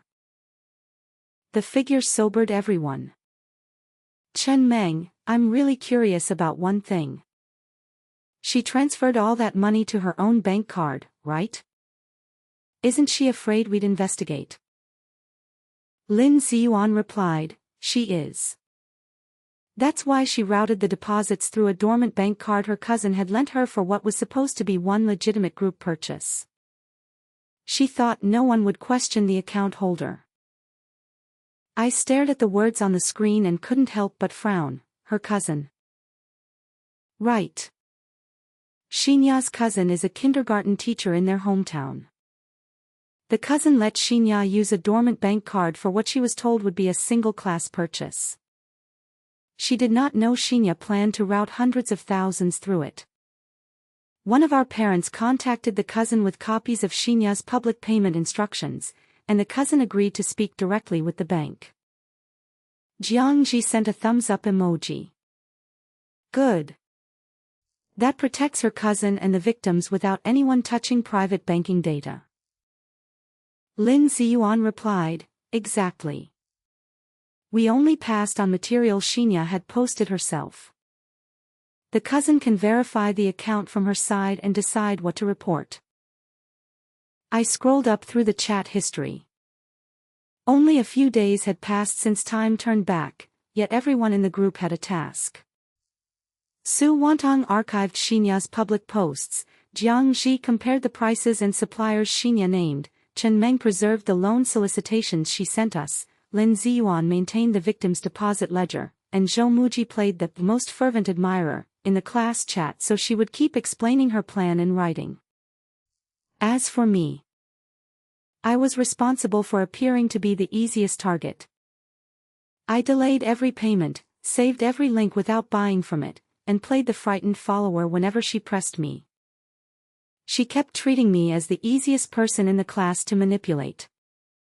In reality, this easy target had stored every transfer receipt voluntarily supplied by a victim, every relevant chat screenshot, each false location comparison, and Xinya's own loan instructions, more than 200 files in total. On August 31st, Su Xinya's birthday arrived. She posted a message in the group chat with a selfie. Today's my birthday. But I'm not in the mood to celebrate. There are only 6 days left in the Doomsday countdown, and I need to hurry up and stock up on supplies. Everyone, please don't send me gifts, save your money to buy survival supplies. Immediately, dozens of messages followed in the group chat. Happy birthday, Xinya. Then Zhou Muji took the lead in the group. Xinya, you've worked so hard. How about we crowdfund to celebrate your birthday for you? You're always running around for us, and we don't have much to repay you with. Below, a row of I agree and count me in followed in a flurry. Su Xinya sent a shy emoji. Oh, no need, no need. Don't waste your money. But she didn't refuse. She didn't send a single message of rejection. All they sent were stickers saying, oh, come on, don't be like that, and those coy, half-hearted rejection memes. An hour later, Zhou Muji announced in the group, I've started a voluntary birthday collection. Contributions go directly to the online store, and the order ledger is visible to everyone. We've selected a few modest gifts worth just over 800 yuan. The replies flooded in with, Muji, you've worked so hard. I asked Zhou Muji in the silent majority, did you really raise over 800? Zhou Muji replied, yes. The money never passed through my account or Xinya's. Everyone paid the merchant directly, and the receipts are in a shared folder. Chen Meng asked, so the collection is completely separate from the supply money? Completely. Zhou Muji's tone was casual. I put a label on each parcel saying, birthday wishes from the whole class. She can enjoy the gifts, and no one can later claim that we diverted a cent or disguised another payment as evidence. For a moment, the group had nothing to add. Su Wantong, Zhou Muji, how many years did you get sentenced to in your past life? 18. Don't get sentenced this lifetime. Switch careers and become a lawyer instead. Zhou Muji sent a smiling emoji. That evening, Xinya posted a 9-photo collage on her social feed, showing herself unwrapping the gifts. She was sitting amidst a pile of gifts, wearing a beige dress, smiling like a flower, with the caption, "The feeling of being loved by everyone is so wonderful. Even if the apocalypse comes, I won't be afraid, because we are a family." I zoomed in on one of the photos. On a gift box in the corner, I saw the label that the silent majority group had collectively agreed upon, a blue sticky note with black marker writing, "Happy birthday" from the whole class. The photo was taken quite deliberately. Although the label was off to the side, it was perfectly captured in the frame. You might miss it if you didn't look closely, but once you noticed it, it was unmistakably clear. When Xinya posted the collage, she was probably still thinking, "See? The whole class is trying to please me." But she didn't know that the blue sticky note was deliberately placed there by Zhou Muji. Underneath the label was a store receipt. Its amount and timestamp matched the transparent gift ledger exactly. Su Wantong saved the screenshot of that social feed post, then said in the group chat, "She's confirmed that the gifts arrived. Save the post with the store ledger so the birthday money can never be confused with the disputed supply deposits." Lin Ziyuan, Xinya's biggest weakness is that she documents every performance. If she posted less, she would reveal fewer contradictions. Chen Meng, then she wouldn't be Su Xinya. Her biggest flaw is that she can't resist showing off. You think she posts those photos of working hard for everyone to deceive us? She's deceiving herself first. She truly believes she's a savior. I stared at the final image in Xinya's collage. It was not a selfie but a screenshot she called her procurement ledger, included to prove how much she had supposedly spent for us. She had cropped the order history but forgotten the narrow account bar at the top. It showed a remaining balance of 207.36 yuan and an overdue payment banner. She had published the financial warning herself while trying to look transparent. I saved the image and shared it in our private group. She has almost no available cash. Su Wantong. Chen Meng, did she reveal the amount due?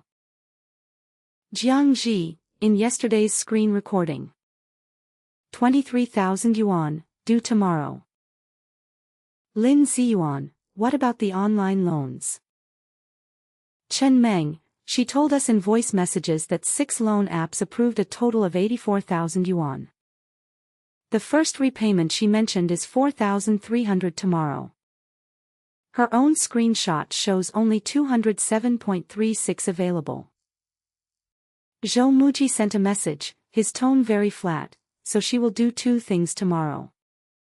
First, she'll complain in the class group chat, crying poor, asking her classmates to support her continued preparation after her birthday. Second, she'll borrow money from her cousin. But the cousin sighed. He paused for a moment. Her cousin has already called the bank and reported that the account was being used for a purpose she never authorized. The bank is reviewing the transfers and has temporarily restricted the account. The silent majority group chat was quiet for a full half-minute. Then Su Wantong sent a string of exclamation marks. Chen Meng, Zhou Muji. Zhou Muji, all I did was send the cousin the payment instructions Xinya posted in the class chat and the deposit total Xinya announced herself. The cousin handled her own account and filed the report in her own name. Jiang Ji, good. Then every step can be explained lawfully. That is the point. We are witnesses and victims, not vigilantes with access to someone else's bank. I took a deep breath and typed, on September 6th, I want her to see the truth, the only apocalypse she created is the collapse of her own lie. On September 1st, Su Xinya indeed sent a long voice message in the class group chat. Her voice was still the same, sweet yet trembling yet filled with grievance. Classmates. I've run into a bit of a situation here. The card I used to advance funds for everyone has suddenly been frozen by the bank. They're calling it risk management. My cousin, who works at the kindergarten, was in tears when she got the call today. As she spoke, her voice choked with emotion. The final payment for the supplies hasn't been settled yet. The manufacturer is pressing me. I really can't hold on by myself anymore. Could any of you transfer me 50,000 first? I'll pay it back as soon as the card is unfrozen. The class chat fell silent for a few seconds. Zhou Muji was the first to answer, Xinya, a frozen account cannot receive a safe transfer. Send the supplier's legal name, invoice, and contract, and we can pay the supplier directly. Su Wantong followed, please also post an itemized list showing what has already been purchased with our deposits. Jiang Ji added, and give us the supplier's public telephone number so our parents can verify the order. More than 40 messages followed, all asking for documents or offering to pay a verified merchant rather than Xinya personally. In the silent majority group, the tone was sober. Su Wantong wrote, she wanted another 50,000, but the moment we asked for an invoice she stopped answering. Chen Meng replied, no forged transfers, no tricks. Her own refusal to disclose the supplier tells the story. Lin Ziyuan added, the existing victims can now show that they asked for an accounting and were denied. That matters more than any performance we could stage. I reviewed the requests in the class chat. No one had sent new money, and no one had fabricated a bank receipt. Every question was simple, lawful, and answerable if a real purchase existed. Xinya answered none of them. That night, Su Xinya bombarded me with 3 private messages in a row. Suan, are you there? You said you would help, but I haven't received anything. Could you transfer it to a different account? Suan. Are you asleep? I'm really panicking here. The manufacturer said they'll cancel the order if payment isn't made soon. Suan, I'm so scared. My bank card is frozen, and I can't receive the money. The apocalypse is only 5 days away. If I can't even secure the supplies, what's the use of me? The last message was a voice note, with a crying tone and a breaking voice at the end, clearly conveying genuine panic. I opened the voice message and listened to it, then laughed under the covers for a full minute. I replied, send me the supplier's invoice and I will consider paying the supplier directly. I will not transfer money to a personal account. Then I saved the 3 messages with a factual note, September 1st, requested additional payment after the receiving account was restricted, declined to identify supplier or provide invoice.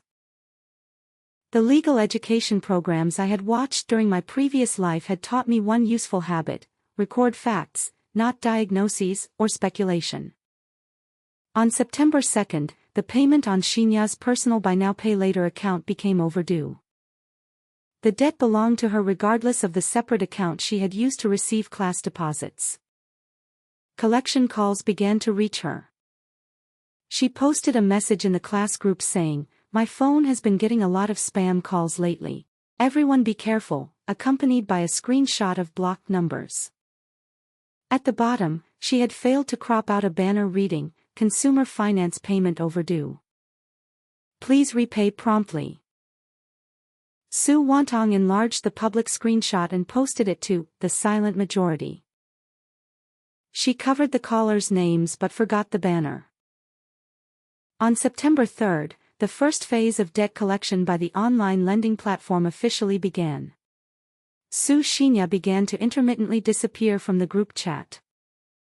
The person who used to send over 10 messages a day only sent 3 that day, all saying, "I'm fine, don't worry, I'm busy." Her tone still maintained that sweet, cloying quality, but the duration of each voice message shrank from the usual 59 seconds to just over 10 seconds. Jiang Ji analyzed in our group, "She's taking collection calls." Each 10-second voice message was recorded in a spare moment. I heard a phone ring in the background once. Zhou Muji, the money in her hands can't hold out any longer. The collection calls are increasing every day. She has to use new deposits to fill old holes, but now her cards are frozen, and she can't receive any more money. Chen Meng, she still has one last trick up her sleeve. Su Wantong, what is it? She can still use us. She can use the name of the entire class to vouch for her. Today in the group chat, she said she wants to arrange preferential online loans for everyone, and asked us to send her our ID numbers. I sat up abruptly. In my previous life, Su Xinya used this exact trick. She took our ID cards and borrowed money from over a dozen platforms simultaneously. When we signed, we thought we were applying for a cooperation discount card with the manufacturer, only to realize afterward that we had taken on hundreds of thousands in debt. Nobody sent it, right? I quickly asked. Lin Ziyuan replied instantly, no one sent anything. We posted a warning in the class chat, and several parents called the police consultation line.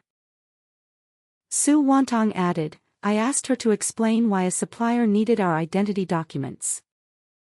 She deleted the request, but I saved it first. I leaned back in my chair and let out a sigh. The difference between this life and the last was information. In our past lives, each of us was a lone fool, divided and conquered by Su Xinya one by one. This time, we shared and cross-checked every piece of information. Her tricks had nowhere to hide once the entire class knew what to look for.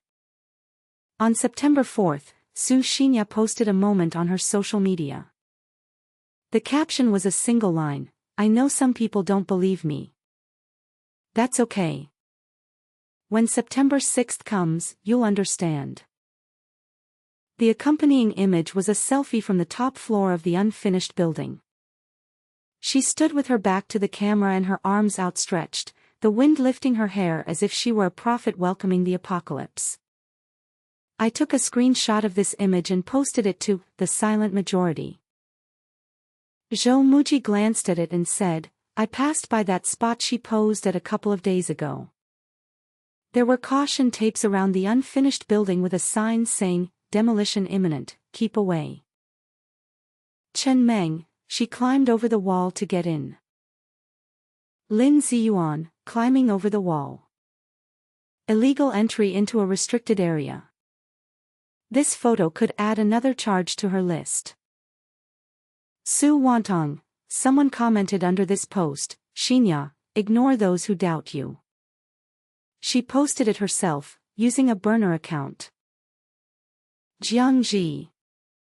She even wrote the comments herself in advance. Yes. She posted the exact same social media update in the previous timeline, identical caption, identical photographs. Back then, I left a long supportive comment, and she reused it elsewhere as proof that the whole class believed her. I opened the current post and saw 3 comments beneath it.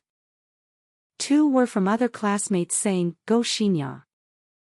And, we believe you. The third one was posted by Su Xinya's alt account, Xinya, don't pay attention to those who doubt you. I stared at that comment for 3 seconds. Then I also replied under her post, Xinya, September 6th at 8:47 a.m., I'll be waiting for you. After sending it, I locked the screen and tossed my phone onto the pillow beside me. The sky outside the window darkened. The night breeze of early September crept in through the window cracks, cool and crisp. September 5th. There was still a full day left until Su Xinya's prophecy. In the silent majority group, we conducted our final verification of the information. Chen Meng, from Xinya's own messages and screenshots, 6 loan accounts are now overdue, her consumer credit payment is 3 days late, and her cousin's receiving account remains restricted pending review. Su Wantong, over the past few days, she sent 37 requests for more money. After we asked for invoices, she received nothing further from the class. Lin Ziyuan, yesterday she approached 3 classmates in person. All 3 refused and saved her messages. Jiang Ji, she also posted a new dress from the mall yesterday while telling us she had spent every cent on emergency supplies. I saved the public post. Zhou Muji, her sanctuary, unfinished building will have a construction crew setting up the final coordinate 6 a.m. tomorrow. The demolition is scheduled for 10 a.m. sharp. She chose Doomsday time as 8:47 a.m. That means she'll arrive at the site over an hour before the demolition, and what she'll be greeted by are the construction crew and the police. The group chat fell silent for a moment. Finally, I sent a message. Tomorrow at 8 a.m., everyone meet at the coffee shop across from the unfinished building. My treat for coffee. Chen Meng replied with a smiley face. Su Wantong, I'll have an Americano. Jiang Ji, latte.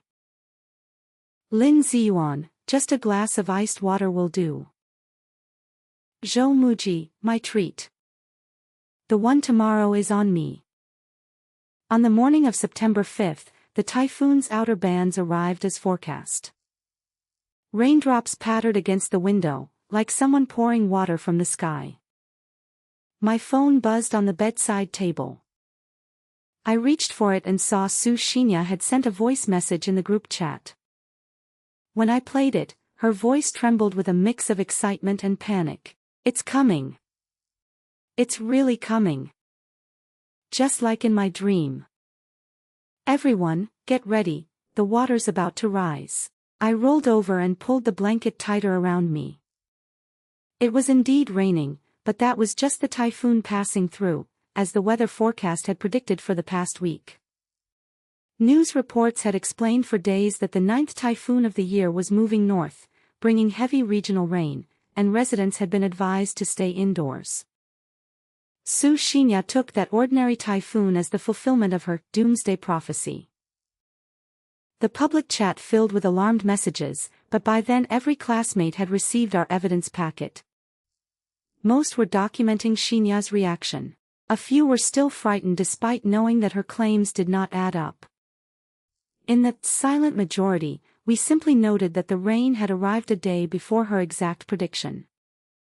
The official forecast said the typhoon would pass overnight and the morning of September 6th would be clear. By noon, Su Xinya's voice message came through again, her tone a full octave higher. Classmates. The water's rising. We're running out of supplies. We can't just sit here waiting to die. The downtown mall must be unguarded now, let's take what we need while no one's watching. Whoever's nearby, come quickly. After this message was sent, the group chat fell silent for a few seconds before replies started coming in. I'm in, me too, Xinya, I'll be right there. But those who said, I'm going, turned around and posted in that silent majority group. She said the downtown mall, it's raining so hard I can barely get out. Su Wantong, I got it too. She said she's already at the mall entrance and wants us to hurry up and meet. Chen Meng, she's trying to drag us into this. Once the looting starts, the cameras will catch everything, and no one will escape.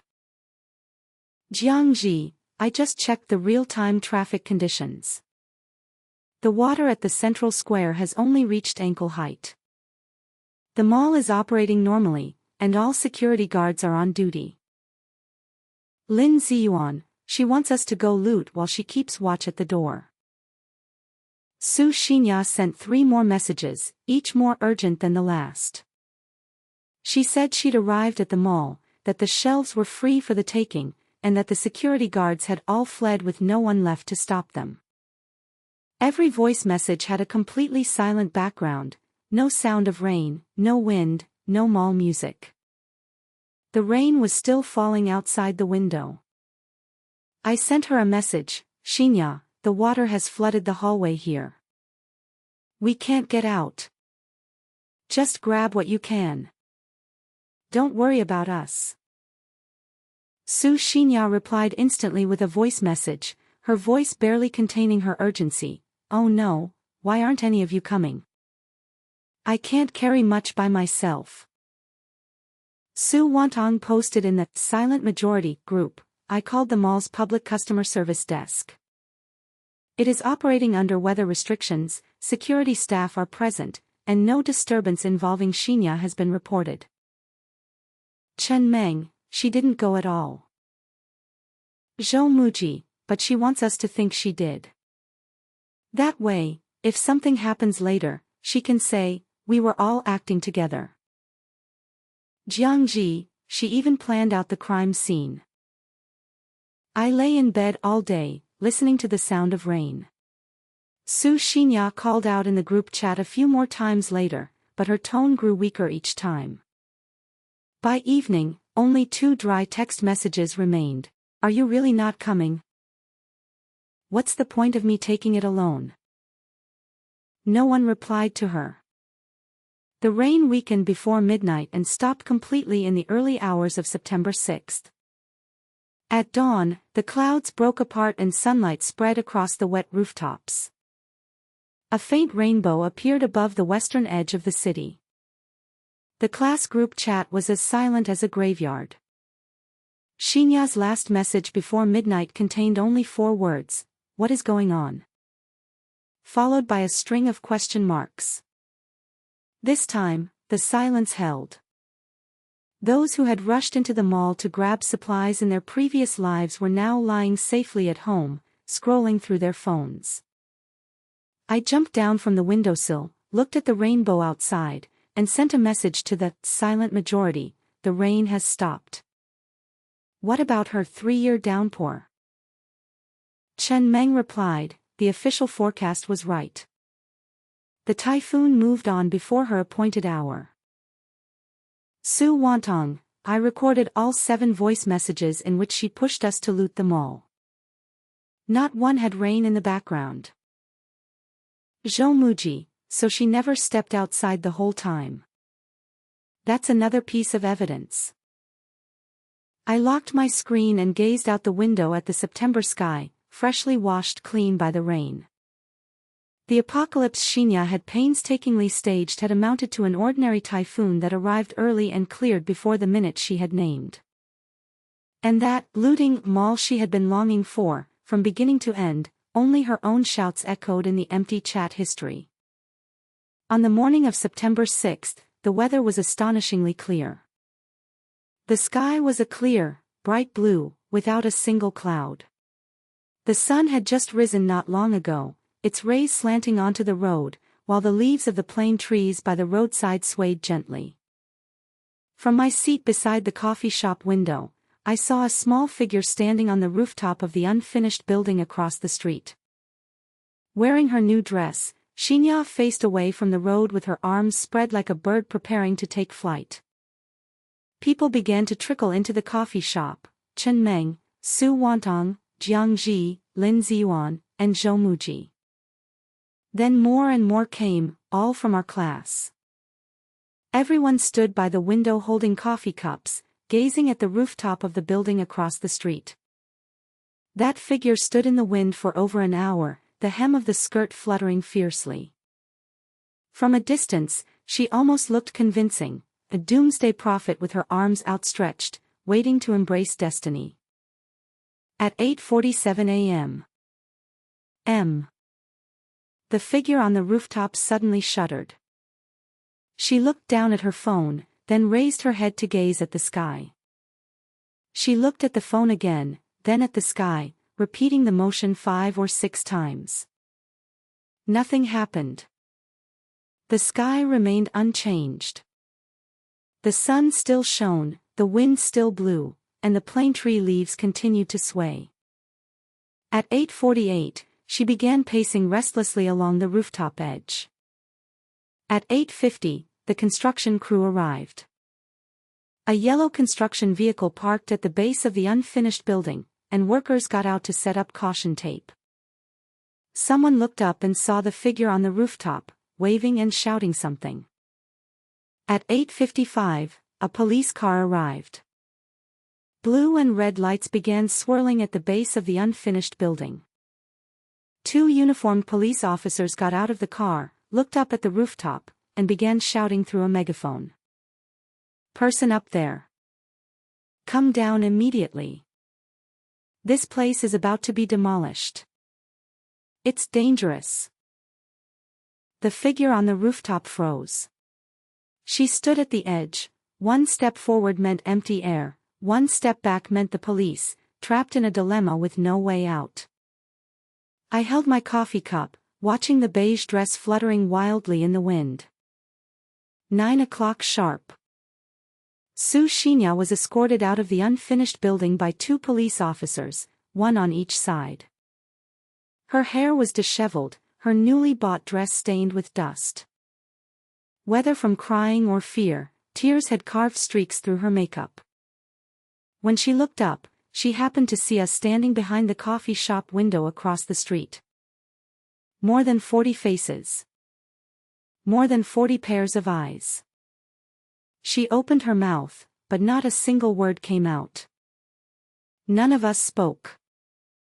We just quietly watched her across the street, through the floor-to-ceiling glass window of the coffee shop. Then Zhou Muji raised his hand, slowly lifting his coffee cup in her direction. Like a toast. Su Xinya's expression shattered. She finally understood. All those, okay, I'll forward it right away, and, Xinya, you've worked so hard, messages in the group chat these past days had been performances staged just for her. By then, not one of the classmates still posting supportive replies actually believed her.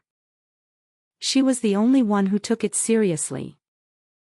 She thought she was the hunter. In reality, she was the one being hunted. After Su Xinya was taken away by the police, the crowd outside the unfinished building grew larger and larger. The construction workers began clearing the area, the roar of yellow construction vehicles starting up as they surrounded the building with a fresh line of caution tape. Over 40 of us stood on the sidewalk outside the coffee shop, and no one left. Someone spoke first, their voice still trembling a little. So. September 6th. It didn't rain. Chen Meng put his hands in his pockets and looked up at the sky. The weather forecast said it would be sunny all week. Then Su Xinya. The police took her away. Su Wantong raised her phone and shook it. I filmed the entire process of her being escorted out of the building. 4 minutes, unedited, with a clear timestamp. Jiang Ji asked softly, then what she said about the apocalypse. Lin Ziyuan interrupted her. The apocalypse she spoke of never existed. She just wanted us to believe it. And then destroy us. The sidewalk fell silent for a few seconds. Someone began to cry. It was the kind of crying that came after fear had been suppressed for too long, a sudden, uncontrollable release. A bespectacled boy squatted down, burying his face in his knees, his shoulders shaking. I recognized him. In our past life, he was the first in our class who couldn't sit still. On the 5th day of the apocalypse, he clamored to go down the mountain to see. Su Xinya stopped him, saying, "It's dangerous outside." On the 7th day, after the rain stopped, he was the first to step out. The road, half submerged in floodwater, was empty. He threw the compressed biscuit in his hand to the ground and roared, "It's all fucking lies." That night, his phone was bombarded with calls from online loan collectors. After that, he completely fell apart. Now he was crouched outside the coffee shop, crying. When the sobs finally eased, he looked up at me with red eyes and trembling lips. "So, my 20,000 yuan. Can I still get it back?" I crouched down to look at him, nodding earnestly. "Yes. We all have evidence. When the time comes, we'll report it together and pursue it together." He stared at me for 2 seconds, then tears fell again, but this time he was crying and smiling at the same time. Like a fool. That afternoon, we went to the police station to give our statements. With over 40 people, the reception room at the police station was packed. The officer on duty initially thought it was some kind of large-scale brawl, but after hearing the whole story, he fell silent for half a minute. "That Su Xinya you mentioned, the one who was just brought back from the unfinished building this morning?" We nodded. The police officer rubbed his face, stood up, and went into the back room to call someone out. The person who joined us was the lead investigator, identified by the inspector's badge on his uniform. He sat down with the materials spread before him: victims' transfer receipts, Shinya's published order screenshot, referral links with disclosed commission rates, her messages teaching students to falsify loan applications, the cousin's bank complaint, public photographs showing entry into the condemned building, and the voice messages urging the class to loot them all. Over 40 people, with thousands of screenshots in their phones combined. The investigator turned the final page, then looked up at me. "Your evidence is unusually well organized." I answered, "We learned what scattered evidence can cost." This time we preserved the original files and asked the victims to document only what they personally saw or paid. He studied me for a moment, then nodded. He closed the folder and tapped it twice with one finger. What he said next finally eased our anxiety. "The amount of money and the number of reported victims meet the threshold for a formal fraud investigation. We are opening one now." When I came out of the police station that day, it was already dark. The night of September 6th was no different from any ordinary late summer evening. The streetlights along the road lit up, the smoke from the barbecue shop drifted down the entire street, and the neon sign of the supermarket glowed with a warm yellow light in the darkness. Over 40 of us stood at the entrance of the police station, with no one showing any intention of dispersing. Chen Meng suggested going out for a nice meal. Lin Ziyuan was already searching on his phone for the highest-rated hotpot restaurant nearby. Su Wantong turned to Jiangji and asked, "Can you still use your credit card?" Jiangji smiled, "Can't swipe it, but there's still over 300 in digital wallet balance. Enough for a hot pot meal." The bespectacled guy walked over and said to me, "Thank you." Looking at his still slightly flushed but clearly perked up face, I shook my head and said, "No need to thank me, thank our collective brainpower instead." He smiled sheepishly, rubbing the back of his neck. I felt stupid for believing her in the previous timeline. This time, when she said the world was ending, I almost believed her again. Then Chen Meng called me in the middle of the night and made me verify the demolition notice for myself. Chen Meng coughed beside me. All right, let's not bring up the past.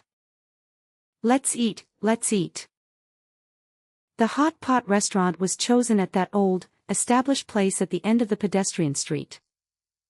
Over 40 people had booked the entire second-floor hall, with several round tables pushed together, the steaming broth bubbling away. We swished the meat in the pot and clinked our glasses. Someone had somehow procured a case of beer, pouring it into cups that were passed around. Someone stood and raised a cup. To refusing to be used again. the room answered with a cheer. I sat by the window, holding a cup of warm tea, watching the lively hall. Zhou Muji came over with a drink in hand and sat down beside me, asking, "What are you looking at?" "Look at us." He followed my gaze around and smiled. "It does look nice." After a moment of silence, he spoke again. "What do you think about Su Xinya?" I set down my teacup and thought for a moment. A large portion of the money she embezzled was swindled from classmates who genuinely had nothing. Those tens of thousands might be half a year's income for their families. I need to keep an eye on the police to make sure the money gets recovered. Zhou Muji nodded. "I'll cooperate. I've already submitted all those transfer screenshots and shopping receipts."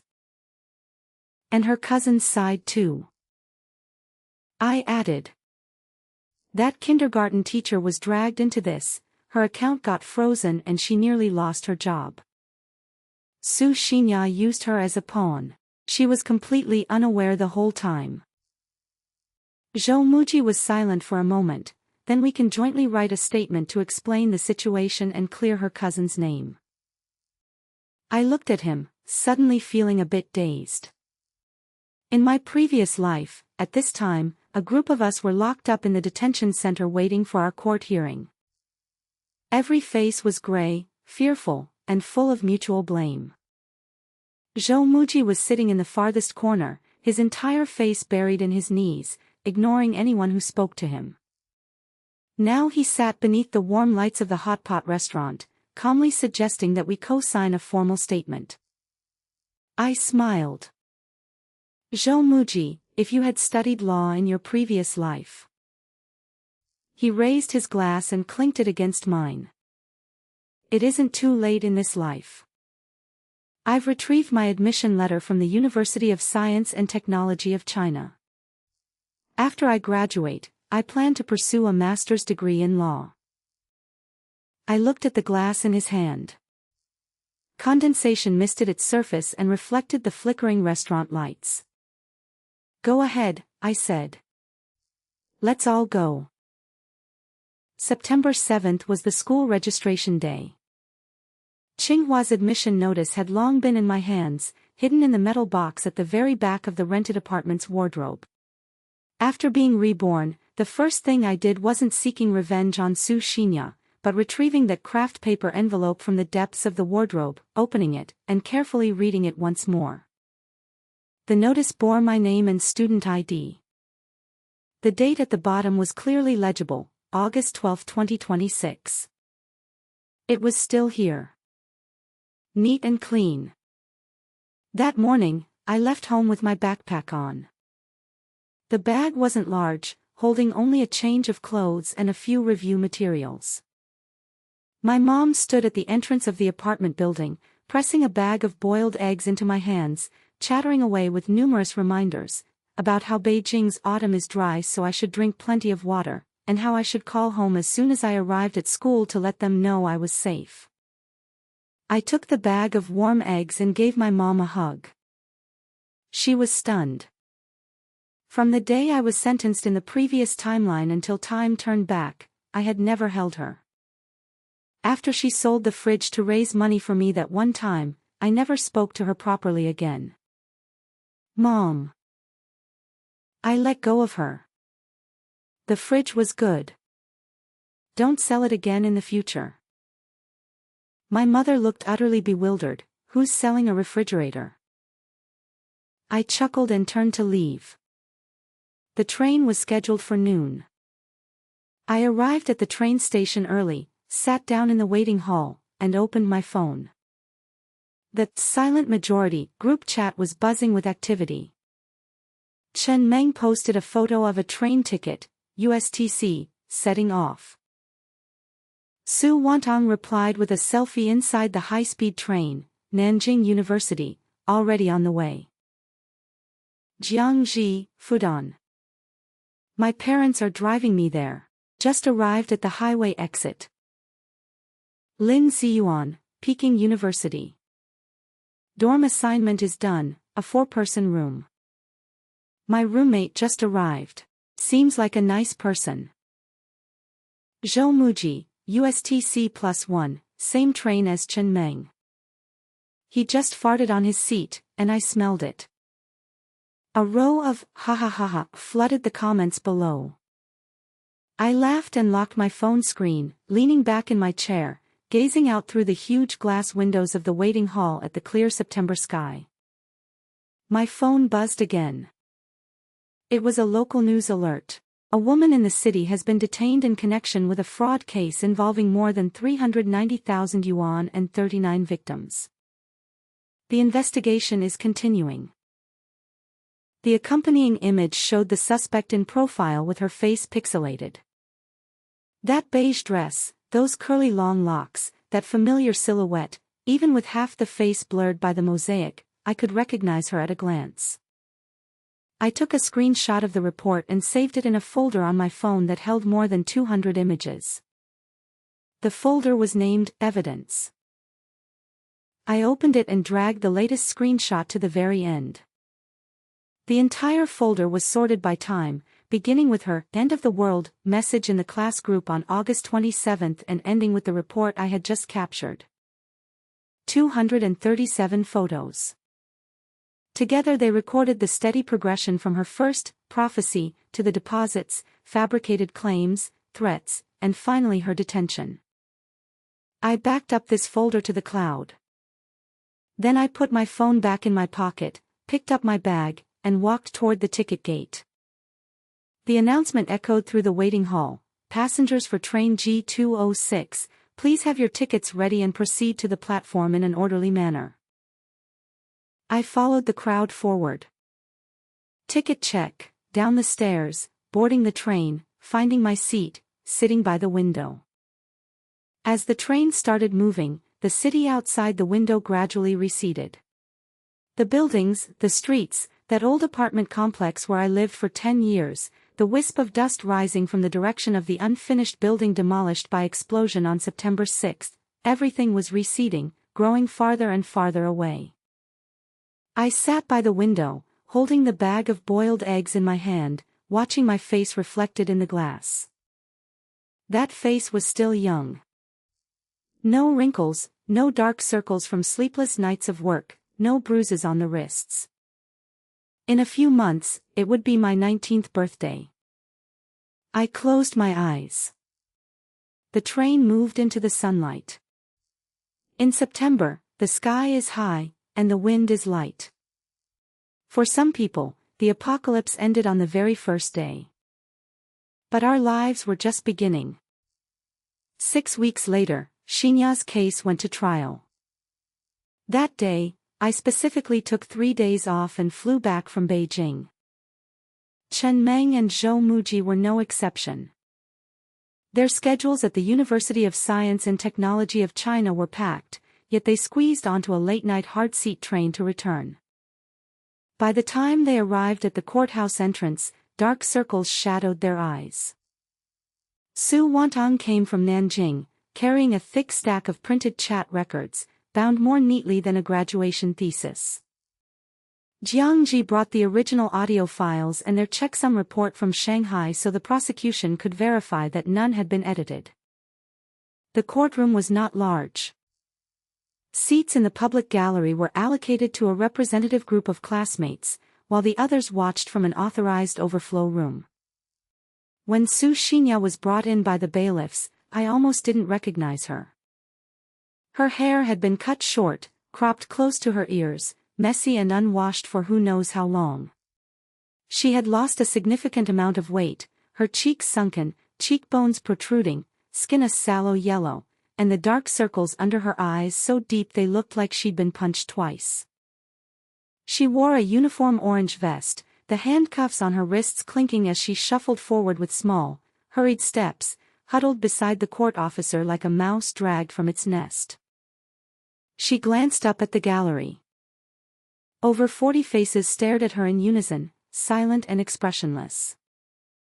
Just staring. Her lips trembled slightly, then she quickly turned her head away. When the presiding judge began reading the indictment, Su Xinya kept her head lowered. Her court-appointed lawyer sat beside her, reviewing documents and quietly asking her to wait whenever she tried to interrupt. The indictment took nearly 20 minutes to read. The prosecution alleged fraud involving 397,400 yuan in student deposits, attempted collection of additional funds through false invoices, unlawful solicitation of identity information, and incitement to loot the mall. Her entry into the condemned building and related public order violations were documented separately.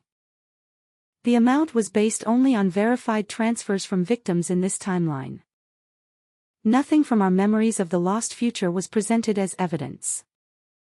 When the prosecutor began presenting evidence, Su Wantong took the witness stand as a representative of the victims. She was wearing a white shirt, her hair neatly tied up, standing there with a presence that even outshone Su Xinya's lawyer across from her. She took out that stack of chat records, flipping through them page by page for the judge to see. This is the original August 27, 2026 message in which the defendant posted her Doomsday prophecy. Here are the 37 referral links and their disclosed commission rates. These are the victims' transfer receipts, totaling 397,400 yuan. And this is the purchase order the defendant herself posted. She projected the online marketplace order onto the courtroom screen. Goods worth 138,000 yuan, delivered to her home, with instructions to use a private courier and avoid the neighborhood pickup point. Someone in the gallery muttered a curse under their breath. The presiding judge called for silence, and the gallery settled immediately. Su Xinya finally raised her head in the defendant's seat. She stared at her marketplace order on the screen, her lips trembling before she spoke. Her voice was hoarse, nothing like her original sweet tone. I was deceived. The courtroom fell silent for a moment. Su Xinya stood up, pushing her chair back with a clatter. The handcuffs on her wrist struck the tabletop, producing a louder clatter. My dream was real. I really dreamed it. I thought the end of the world was coming, so I. The judge interrupted her expressionlessly. The defendant, please sit down. Su Xinya did not sit down. Tears suddenly welled up in her eyes, streaming down her sunken, sallow cheeks. Her crying was completely different from those carefully orchestrated sobs she used to have, mucus and tears smeared together, her mouth agape like a stranded fish. I'm not lying. I really did it for everyone's good. I had no choice. I couldn't get into college, my family scolded me, and in my dream I truly saw. The judge struck the gavel once more. Bailiff, please have the defendant sit down. Two bailiffs stepped forward and pressed down on her shoulders. Su Xinya was pressed back into her chair, curling up into a ball, her shoulders twitching, her voice shifting from sobs to uncontrollable gasps. She kept shouting, "You have to believe me, I really dreamed it." The gallery was completely silent. No one responded to her, no one comforted her, no one said, "Don't be afraid, Xinya." The classmates in the gallery and those watching from the overflow room remained silent as she broke down. That breakdown was unlike any of the performances she had put on before. There were no angles, no lighting, no delicate tears or perfectly timed pauses. She cried without the careful pauses and flattering camera angles that had once made every sob look calculated. For the first time, there was nowhere to hide behind the performance. Jiangji whispered beside me, "I used to feel sorry for her when she cried in the group chat."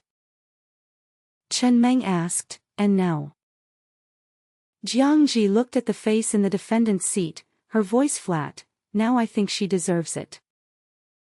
The evidentiary hearing lasted the entire afternoon.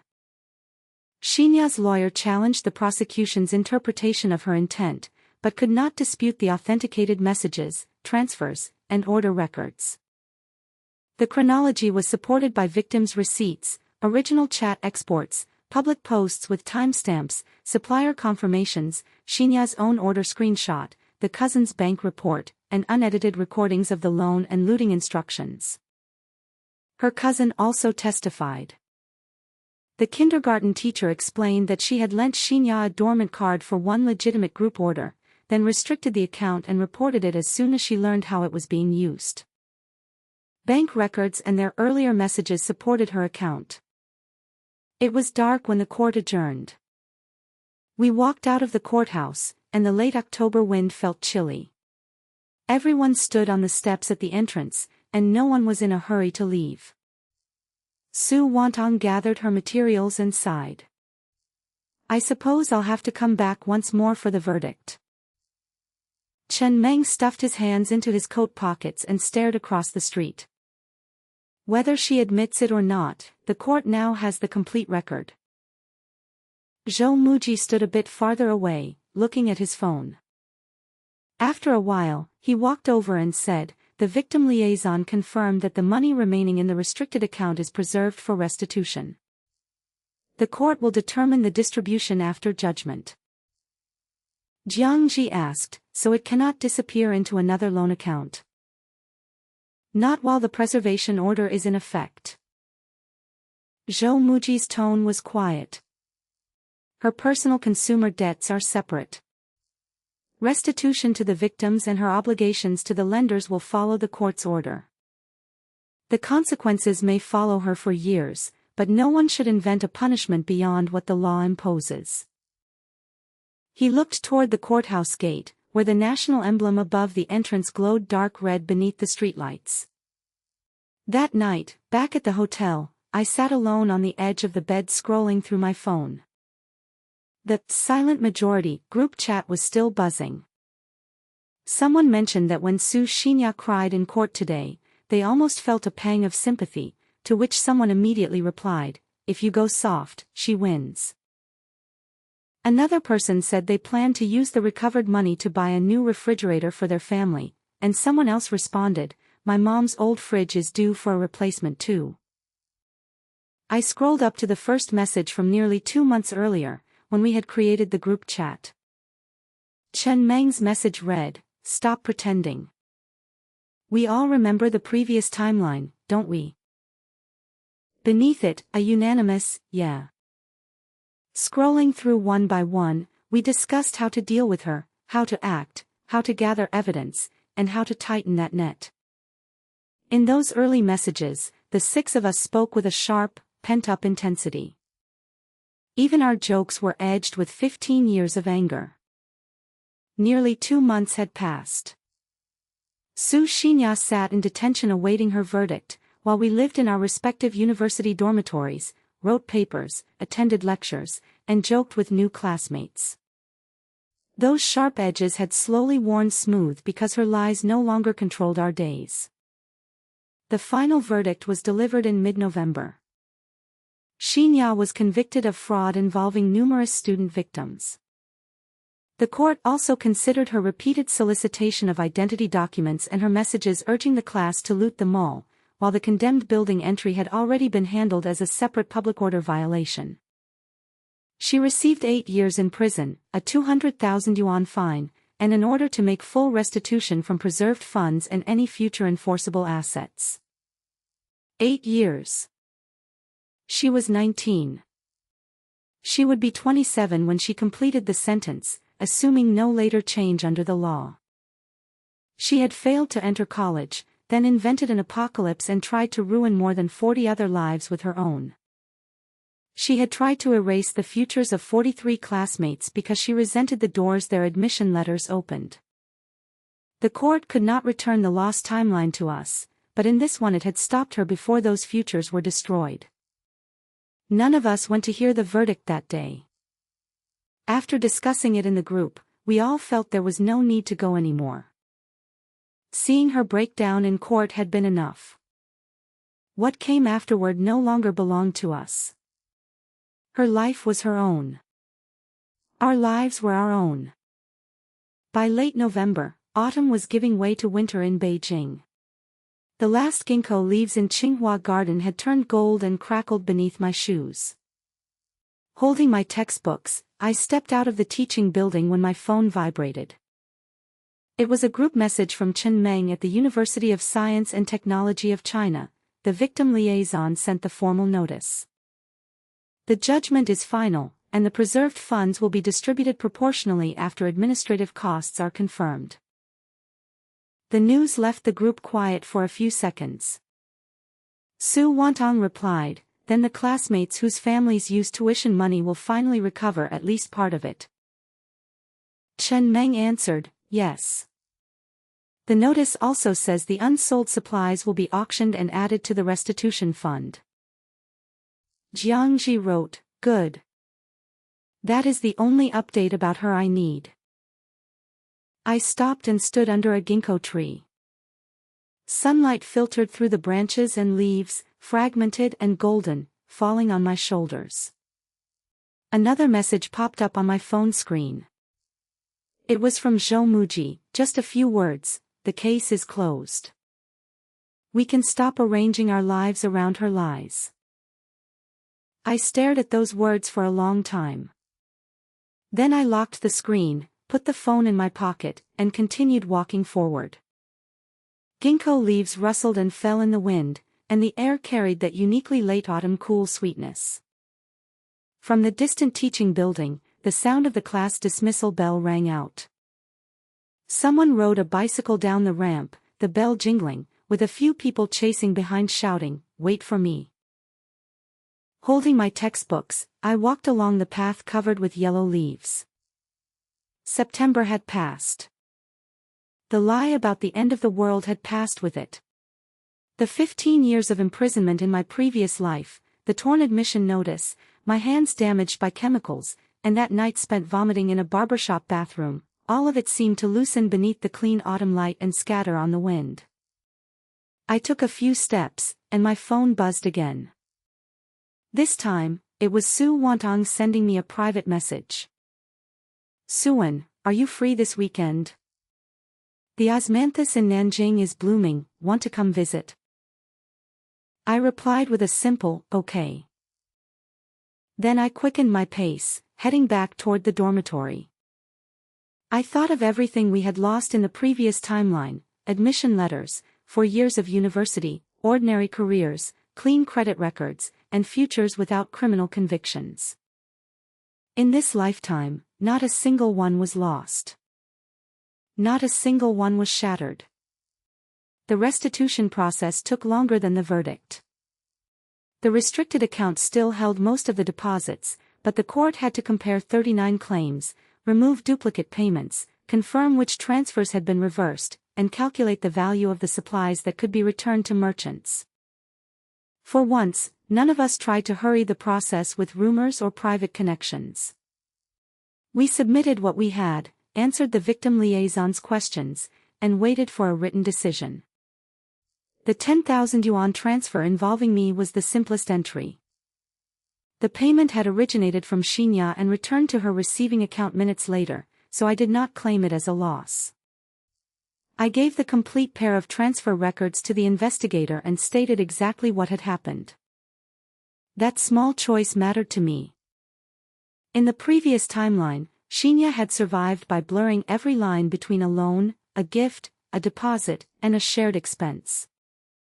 I wanted no part of that confusion in this life. 3 months after the verdict, the first distribution reached the victims. It did not restore every yuan immediately, but it returned enough for several families to replace tuition savings they had thought were gone. The student who had cried outside the coffee shop sent a photograph of a new refrigerator in his parents' kitchen. Beneath it he wrote, "This time the money came home." No one joked for several seconds.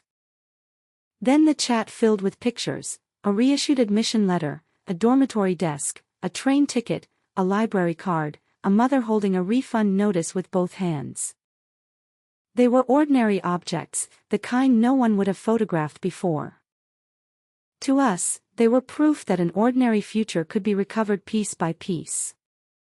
The 3 students who had begun loan applications received written confirmation that no funds had been disbursed. Their credit reports showed inquiries but no outstanding debt. With help from their families, They added fraud alerts to their accounts and changed every compromised password. Our former homeroom teacher invited a consumer rights lawyer to speak to the graduating class about predatory lending, referral schemes, and the difference between emergency preparation and panic buying. The school also changed how it handled threats spread through class groups. No teacher could stop a frightened student from believing a dream, but staff could respond quickly when someone solicited money, identity documents, or illegal acts. The lesson was not that fear made people foolish. The lesson was that fear isolated people, and isolation made manipulation easier. We kept the name, the silent majority, though it no longer described us. Chen Meng used the chat to complain about laboratory reports. Su Wantong sent photographs of Nanjing in every season. Jiang Ji became the person who remembered everyone's examination dates. Lin Ziyuan maintained a shared spreadsheet for travel plans, and Zhou Muji kept threatening to study law whenever physics assignments exhausted him. No one mentioned revenge anymore. The case followed me to university in quieter ways. During my first semester, the Student Affairs Office asked whether I would speak at an anti-fraud workshop. I refused to retell the sensational parts or turn Xinya into a campus ghost story.